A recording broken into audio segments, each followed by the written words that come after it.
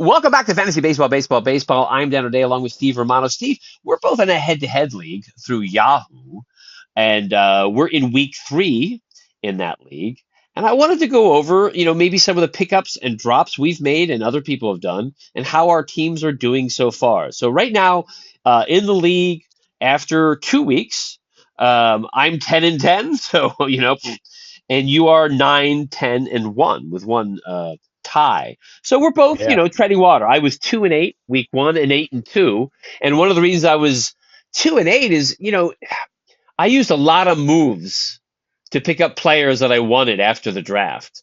So I was out of moves, and Right. I didn't have I had a lot less innings, and I couldn't pick anyone up to fill gaps, and my team did not play good. But after 2 weeks, my team is rounding out, and I'm liking some of my players. Ozuna just got hurt. We read that's really a bummer. How's your team feeling in the head-to-head league? Well, I mean, it's performing at 500, so I'm okay with that, Right. considering because and when we went over the draft for this league, which is a 14 team snake draft, um, it it didn't go really great for me, and like three of my first four picks that I had queued up and ready to go that I thought I was going to jump early on, but someone jumped even earlier than me, and it left me scrambling, and my whole strategy of how I wanted to fill out my middle rounds were kind of shot because I had to take different players in the early rounds. Absolutely. So I think at I least in mean, our review, there was at least maybe 4 people that you were about to pick, and like someone picked that player a slot or 3 before you, and you're like, ah, yeah,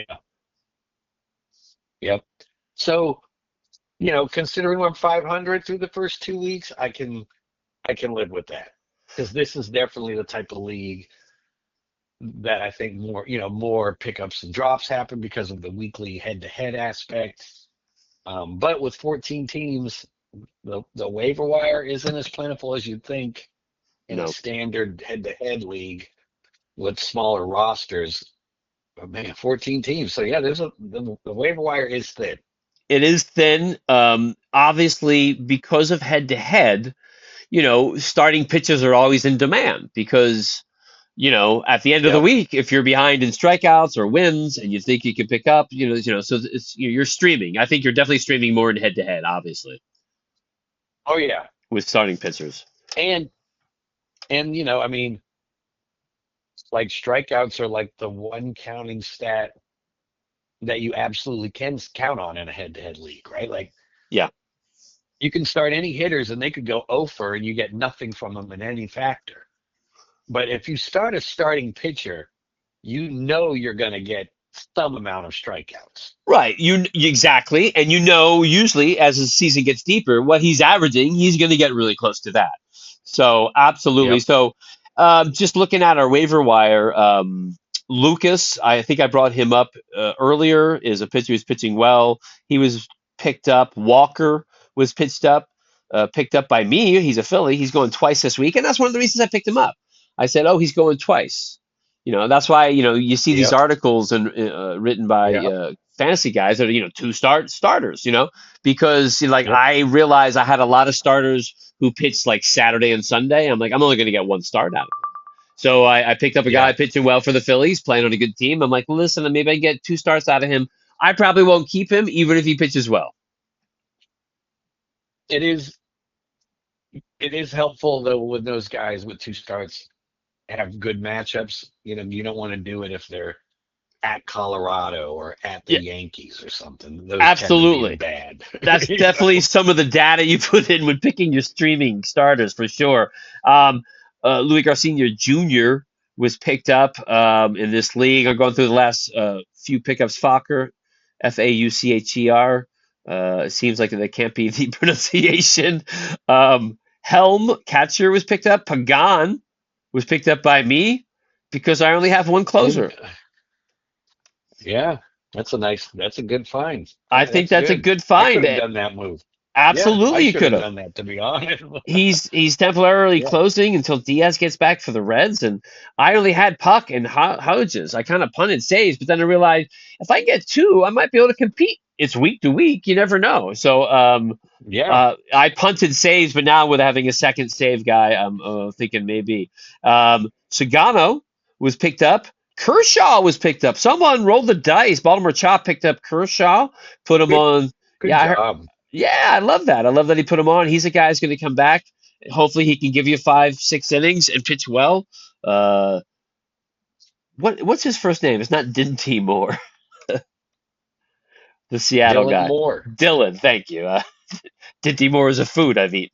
Um, That's one of those things in regards to Dylan Moore, because up here in Seattle, I am up in Seattle, and he is one of those guys. He plays like every position, and he's off the bench, super utility guy, and he always has these clutch moments and gets these huge hits and makes big plays right when you're thinking like, why the hell is this guy getting at bats, right? Because I mean, if you look at the past couple of years, his batting average is like 204. I mean, it's bad. And they're still rolling him out there for 300 at bats as a super utility part-time player. And so, like, you look at his numbers this year so far. Like, I looked at him in our big money league, the auction league. I yeah, saw him out there, and you're like, wow, look at that slash line on Dylan Moore. That's amazing. But then you look at his previous year's slash lines, and I'm like, no way. I am yeah, not. uh-uh. I'm Yeah. not falling for that. Well, last year he had 32 stolen bases, but he batted 201. He did. 201. Yeah, he did have 10 homers, which is respectable, but he had 53 runs and 42 ribbies and 368 at bats. So, he's a guy who's going to get you steals, and he sounds like he's a timely player. Like you're saying, like in real life, you love having him on his team, even with the 201. He's a jack of all trades, first, second, third, shortstop, and outfield in Yahoo League. So he plays pretty much Yeah. everywhere but catcher pitcher. And not a bad guy to have on your team in a head-to-head league, to fill in when people aren't playing or whatever. Yep.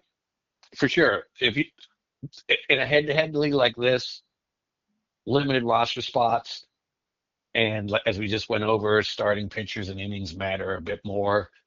If you can have guys on your bench that play every position, that's a win. It is a win.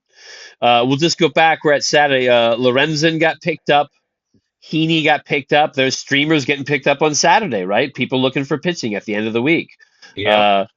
Uh, uh, there's a drop. McKinstry was picked up by you, a jack of all trades, second, third, shortstop, and outfield. Actually, off to a Yep. decent start, average wise, I think. And you also picked up Parker, the pitcher. How'd he Yeah. pitch? How'd he pitch that weekend? Couldn't tell you. Couldn't tell you. No idea. I I have no idea. I picked him up. I hope for the best. I do not know the results. Well, His game log. I'll tell you what the results are. He pitched 6 innings. Uh, Yep. he 3 Ks and Three runs, three yeah, earned runs. yeah. So really, Would have been great. he pitched okay. Not a lot of Ks, but he gave you what you wanted probably stat wise. Did he get the win? Uh, Dang, I just clicked off of it. Me too. Please hold. Parker, there he is. He did not get the win last start, but he got wins his first two Great. starts. He's actually been pitching really well. 3 starts have actually all been really nice starts. Not a lot of strikeouts, but in a head-to-head league, you take what you Yeah, can get. Absolutely. exactly. I passable in a head-to-head league, but I would not roster him in the rotisserie league. No, not at all. Let's just finish the weekend. Perdomo was picked up as shortstop. Frelick, who's playing well for Milwaukee. I picked him up in our big money Roto League, and I dropped him a day later, and I'm like, maybe I shouldn't have done that. But he has no power, Frelick, zero. Yeah, Like zero power. zero power, and that's a concern. Matthews, who I'm not familiar with, was picked up starting pitcher, and Caballero was picked up by me. He plays second, third, and shortstop. We talked about Caballero at length before. I think he's a usable player. He plays a lot of positions. He's going to get stolen bases. Oh, and I Uh, see. I see that you dropped Alec Boehm in this league. That's right. We talked about Alec Boehm in an earlier segment, and Alec Boehm is off to a horrible start. A 1.80 whip, 160 he's batting. I mean, he's just really not seeing the ball and hitting it at all. And I did drop. Now, one of the reasons I dropped out, like that's a topic we talk about a lot, waiting people out to see if they're going to turn it around. He's got a decent track record, obviously, the last couple years. Um, but I have Bregman at third and Yep.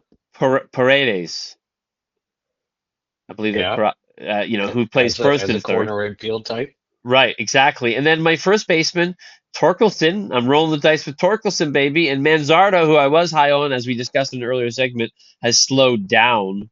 So, but Bohm's out there. I could always pick him back up before someone else does if he turns it around. But right now he's been atrocious. And yes, I did drop him. And it was a hard drop. He's a Philly, and I'm a Philly fan, so that hurt a little.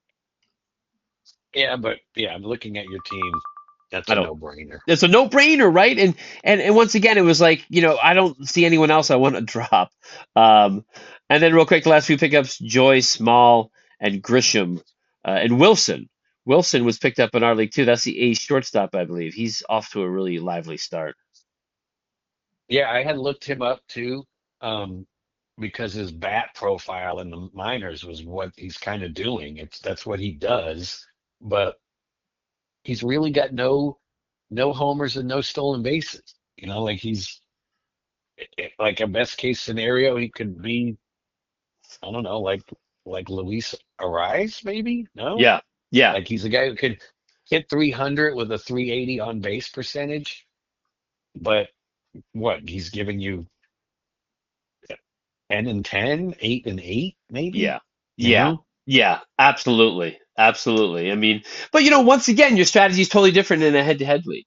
Like, and you're True. definitely, and some of those guys I picked up could have been picked up just to fill in for a day. You get five moves per week. And, Yep. you know, on a Thursday when there's off days, I'll pick up somebody for a slot because I just want to fill, because you just want to get as many games played as you want. You want to get those runs, ribbies, and homers and stolen bases. Obviously, it'll affect your average if they Yep. go over. But in a head to head league, I'm filling the slots as much as I can. And that's why those jack of all trade players are fantastic if they're playing on off days. Real quick, we'll go over the leaders because the names are cool. First place is a tie between Mr. Awesome's Momos and Lumber Company at 13-5-2 after 2 weeks. Carnival 9 is next at third place, 13-7. And then the Baltimore Chop at 12-7-1. Humboldt Crabs 12-7-1. And then I'm 10-10. IP Tigers at 10-10. And you are 9-10-1, pretty much 500. That's the top 7 slots of 14 in the Field of Dreams head-to-head league. It's quite different. I've been playing in this league for a while. This is your second year, I believe, or third, Third and year now. third year, and you didn't really play head to head before this. And you got to admit, there's a certain aspect of head to head that's kind of enjoyable. It's enjoyable. Yes, I do like it because it's different, but it's different. And then Yeah, it's not rotisserie. That's for damn sure. not at There's like all. strategies that are completely different things strategically that are in play that don't matter in rotisserie and vice versa. Absolutely. It's a totally different strategy, but I do find it fun and the strategy of it. And this is a good active league, which is always fun. And I'm glad you were able to get into it. So that's our Field of Dreams head to head league in Yahoo. I'm Dan O'Day. That's Steve Romano. This is Fantasy Baseball, Baseball, Baseball.